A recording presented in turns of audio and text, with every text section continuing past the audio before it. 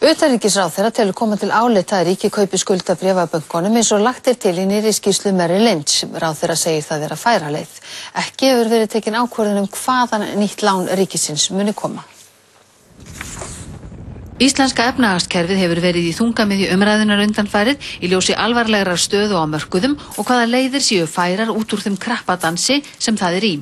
Utanríkisráðherra sagði helgina að ríkisstjórnin útilokaði ekki umtalsverðar lántökur til að efla gjaldeyrisforða Seðlabankans og í gær birti Merrill Lynch nýja skýrslu þar sem segir að ríkið eigi að grípa í taumana og kaupa upp skuldabréf bankana til að koma þeim á réttan kjöl. Slíkt að mati Merrill Lynch gæti valdið vatnaskilum fyrir lánstraust bankana.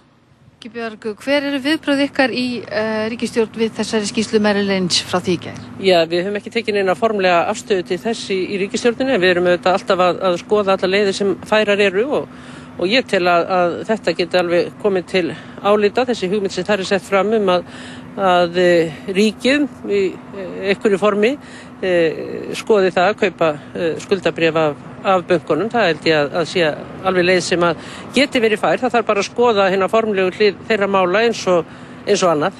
Eru þið forsætisráðherra samstíga í þessu máli? Já, við erum alveg samstíga í þessu máli og ferum yfir þetta á hverjum degi og skoðum hvað möguleikar geta verið í stöðunni.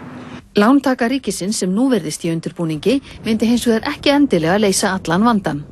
Það er því miður ekki mjög mikið svigrúm til þess vegna þess að ríkissjóður áenga þá digru gjaldeyrissjóði sem þarf til þess að skera bankana niður úr þeirri snöru.